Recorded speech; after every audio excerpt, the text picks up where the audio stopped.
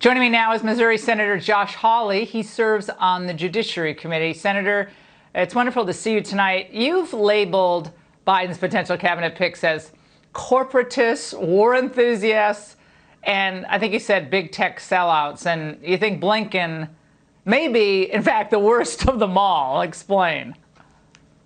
Yeah, and I was being nice, by the way, Laura. I mean, I was really holding my fire there. Can I just start off by saying that the idea that the Democrats are promoting now, that before this election has been certified, before the Electoral College has even met, while there are important appeals and legal cases ongoing, including the one involving Pennsylvania that I hope the U.S. Supreme Court will hear, before any of that is decided or over with, they want to fast-track Vice President Biden's picks for his cabinet should he become president. This is insane. No Republican should support fast-tracking anything. The only thing that should be fast-tracked is the resolution of these important legal challenges to what happened a couple of weeks ago in the election. So that is the number one, the most important thing out of the gate. Number two, these people now that Biden is putting out that he wants, should he actually be sworn in as president, are unbelievable. Tony Blinken, you mentioned him. Here's a guy who hasn't met a war that he doesn't love. He thinks that we should be in Syria even bigger than we have been. He thinks we should have stayed longer. He thinks we should be doing nation building in Iraq, Afghanistan. We should never leave. I mean, this is the kind of war forever, America last policy that voters have rejected again and again.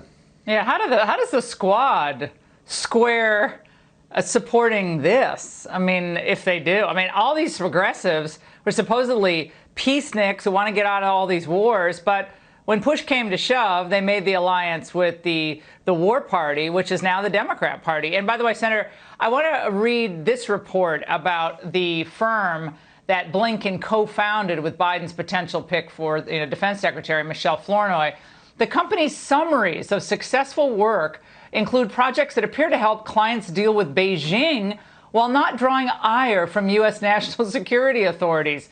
And I have to also note that Blinken served as the managing director of the University of Pennsylvania's Biden Center. And during that time, apparently anonymous Chinese donors gave the Biden Center $22 million over 2 years. Is there any wonder why China is giddy over this? Yeah, it's unbelievable. And you're right to point out his ties to China. I mean, this is someone who thinks, Blinken that is, who thinks that we ought to have closer ties with China, who's dismissed the idea that China is really a competitor. China's more than a competitor. They're an opponent. They're somebody who's going to be our biggest national security threat for coming decades. He doesn't get that at all. He's also somebody who's advised big tech on how to break into China, how to get closer to China. So this guy is totally wrong. He should not be in charge of anything, certainly shouldn't be in charge of this country's foreign policy. And I tell you, again, if Joe Biden ends up being sworn in as president, he should prepare for hard vetting of every single nominee. And no Republican ought to be out there saying, oh, we're going to fast track. We're not fast track anything. If Joe Biden ends up as president, every nominee should be subjected to rigorous vetting and questioning. Yeah, and you and I are totally on the same page about this. Janet Yellen, of course, former head of the Fed under Obama, she said today she's kind of laid out her priorities if she's confirmed. Watch. We risk missing the obligation to address deeper structural problems.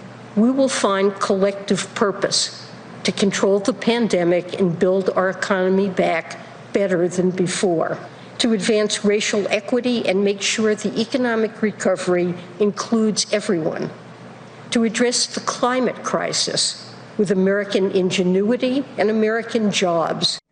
So now the Treasury Secretary, if she's confirmed, will basically be a social justice outfit. Not so much worried about the Treasury, but worried about, I guess, reparations and the like. Reaction to that? Yes. She talks about making sure the recovery includes everyone, I guess, unless you're an American worker, because this is the same person who supported all the ruinous trade deals that President Trump has worked so hard to change and to actually put this country first. I mean, Yellen is someone who said that the trade deficit with China is overblown. That's no big deal. I mean, really? We've lost over 3 million jobs to China since 2001 alone. She thinks that's no big deal. She thinks that we ought to have closer ties with Beijing. And by the way, Wall Street loves her. Have you noticed this? course, Wall Street loves Yellen. That ought to raise questions for everybody who's thinking, why is it that all the big banks and the big investment firms and the hedge funds, why do they love her so much? And the answer is she's going to give them whatever they want, and she's going to sell out American workers. And yeah, she'll wrap it all in the garb of this social justice, critical race theory nonsense. That's exactly what they're going to do.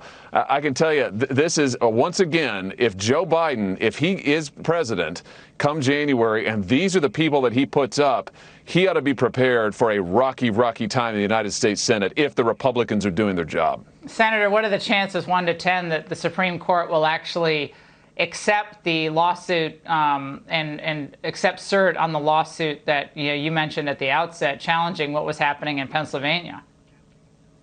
I hope 10. I mean, this is a case that it's a very vital case, Laura, that goes to the heart of the mail-in balloting changes that the Pennsylvania legislature adopted, apparently in contravention of their own state constitution, potential equal protection, federal equal protection problems there. So I certainly hope that the U.S. Supreme Court will take this case up. They need to hear it on an emergency basis, an expedited basis. We can't be sitting around waiting for resolution. They need to hear the case now. So the petition has gone in today, and I hope that the Supreme Court will grant cert and will move forward on an expedited basis immediately.